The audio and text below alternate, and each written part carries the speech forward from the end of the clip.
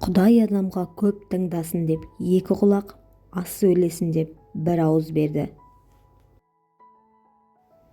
Әлем адамның көптігінен емес, жоқтығынан, адам болып қалмауынан құриды.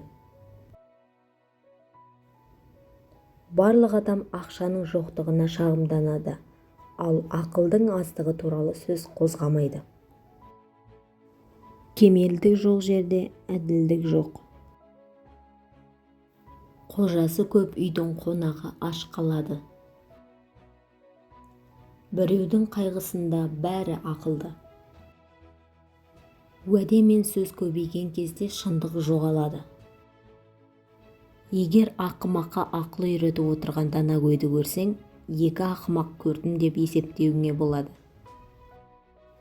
Жел соққанда қоқыс бәрінен биігірек ұшады.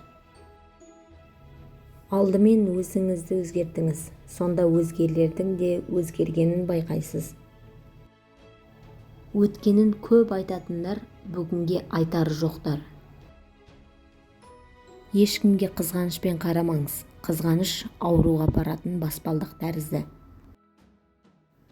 Әркім өз деңгейінде сынайды. Бәріне жақсылық жасаған адам ешқашан алғыс ала алмайды.